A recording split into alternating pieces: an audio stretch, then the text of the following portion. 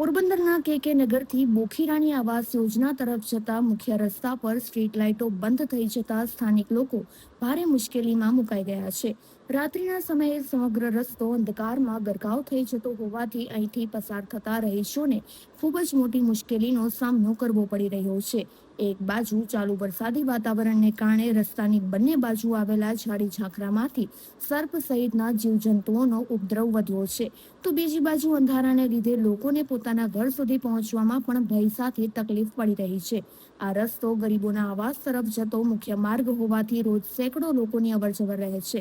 મહિલાઓ, બાળકો અને વૃદ્ધો માટે રાત્રે આ રસ્તો પસાર કરવો જોખમી બની ગયો છે. જય સિયારામભાઈ. હવે આ જે રોડ છે આપણે કે નગરથી છેક આવાસ સુધીનો રોડ. હવે આ રોડ ઉપર હજી આપણે વરસાદનું આગમન થયું છે. અડધોથી 1 ઇંચ જેટલો વરસાદ થયો ત્યાં અહીંયા જે સ્ટ્રીટ લાઇટો છે એ સાંજની બંધ હાલતમાં એમ જ છે. અને અહીંયા જે આપણે રામકૃષ્ણ મિશનના મકાનો છે ત્યાં તો 5, 5:30 વાગ્યાની લાઇટો હોઈ ગઈ છે. હજી એ લોકો કે જીબીમાં ફોનો કર્યા, ઘણા લોકોએ પણ કંઈ સરખો જવાબ જ નથી મળ્યો. આજે અત્યારે 10:30, 11 વાગવા આવ્યા રાત્રિના સમયે.